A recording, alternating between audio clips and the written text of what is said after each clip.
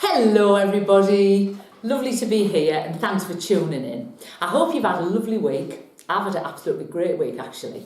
What have I done? I've done some lovely readings. I had a lovely tarot class on Sunday. You know, I told you I do a workshop every Sunday. So I had a great time with my apprentice witches, teaching them all the tarot cards, and we have a bit of wine and spookiness. And you know, the nice thing about it is female bonding and empowerment as well. So it's a really nice class. What else have I done? Bought a goldfish. Went into my local pet shop and I just said to the guy, I'll have that goldfish in the window, I love it. He said, would you like an aquarium? I said, I don't care really what star sign he is. Anyway, getting on with today. Before I pick the cards of the week out, I'd like to talk about something, and it's psychic vampires. Now, some of you might not know what psychic vampires are, but I'm going to explain to you how to avoid them, how to recognise them.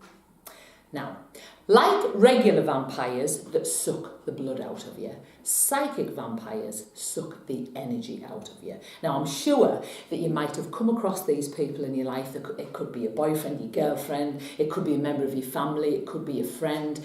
There's many types of psychic vampires. I just avoid them. I really do. Anyway, I'll tell you a little bit about how you recognise psychic vampires. There's the poor maze. There's the type, we all know this kind of person. There's the type that'll say, they're so negative about everything. They whinge all the time. Everything's wrong in their life.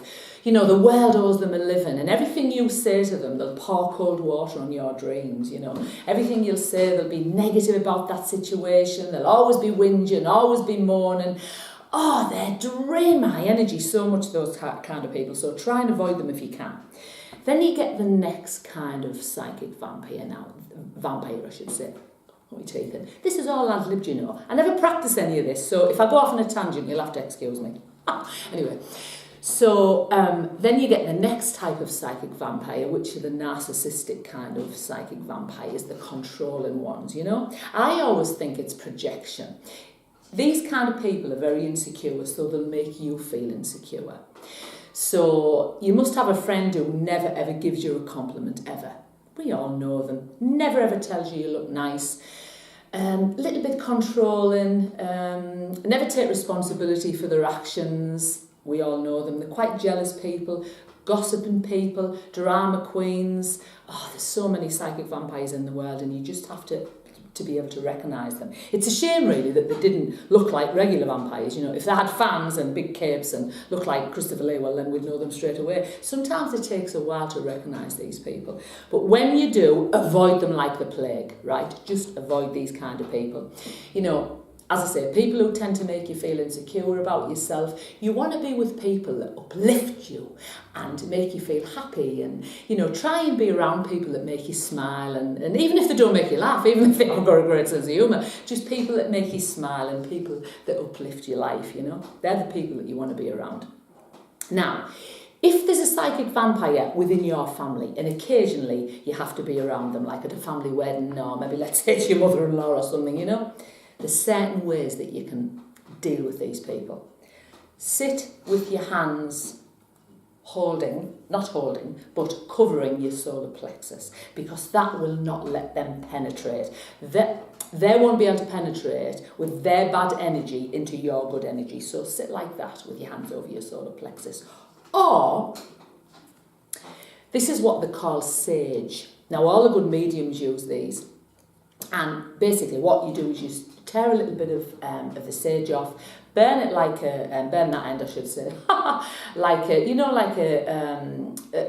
incense stick. Just round your house, smudge your house, and that usually gets rid of negative energy as well. This is sage. This is what they call smudging.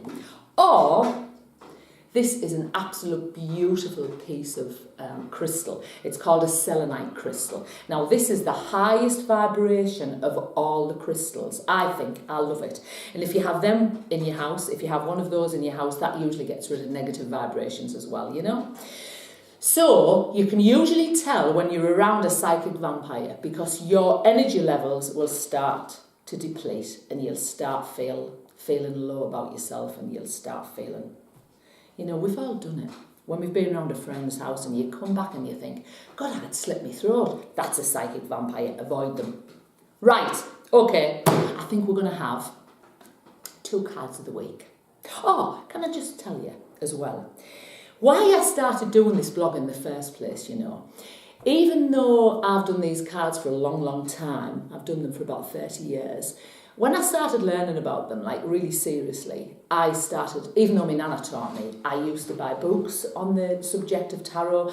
Now, there's so many interpretations of each card and it was really confusing me. So I'm trying to make tarot reading accessible, and this is why I'm choosing to sing a song with every card, so it kind of makes them easy to learn. So let's have a look. Let's have a look. What cards are we going to have for the week? 2 of Cups. I'll just show you the 2 of Cups. Can you see that card? This is the soulmate card. I love to see this card in a reading. So this would be, the Ace of Cups I talked about in the first week. The Ace of Cups is where you meet somebody who blows your skirt up. Right, now the 2 of Cups, remember it's still the suit of love and emotion. The 2 of Cups would be where you realise that you're in love with this person. So this is all about unity, it's all about passion. It usually means that you've realised that you've met the right one when you get this card. It's a gorgeous card. So the song I would sing would be, at last, my love has come along.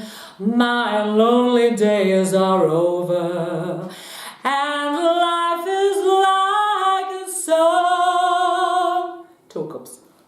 Right. Let's see what we're going to have now. The Chariot. Can you see the Chariot? Actually, these cards are not my regular pack of cards. These are called the Cosmic cards. I love these because there's a lot of film stars in these cards. There's people that look like Sean Connery and people that look like Julie Andrews. It's fantastic. Anyway, so the Chariot. Now, I call this the Battenberg card.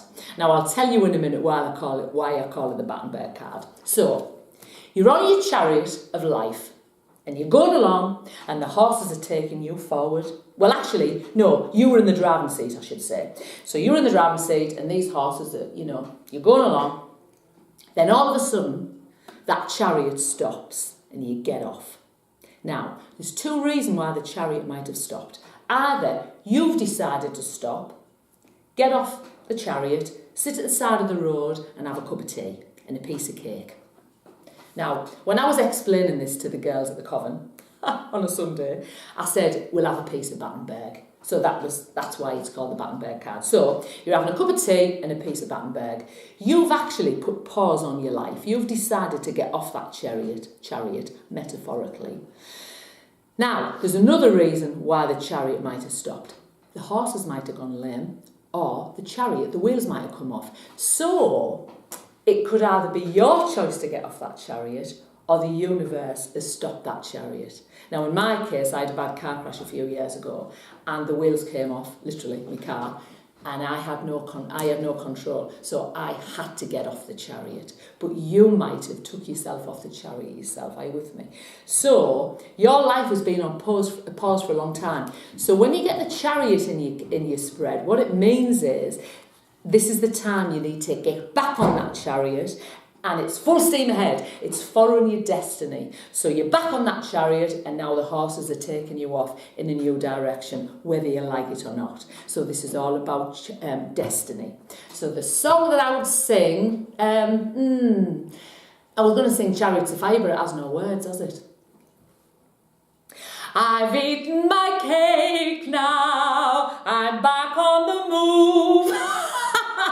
Or I'd sing maybe, don't stop me now, I'm having such a good time. I don't know. Anyway, it's all about destiny. Going forward and, go forward. There you go. They're the 2 cards of the week. 2 of Cups and the Chariot. Let's have a joke. I always finish with a joke. This fella is in hospital and he's just had an operation. And he's got the oxygen mask on his face, like that. And he goes, "Nurse, nurse, nurse." She says, "Yes." He goes, "Are my testicles black?" She says, "I beg your pardon, sir." He goes, "Are my testicles black?" She said, "Well, I don't know. I'll have a little look." So she pulls the covers back and has a little look. And she says, "They're perfectly fine, sir." He goes, "I said, are my test results back?" Have a gorgeous week, everybody. Have a wonderful week. I hope your week is filled with love and laughter. See you next time. Mwah!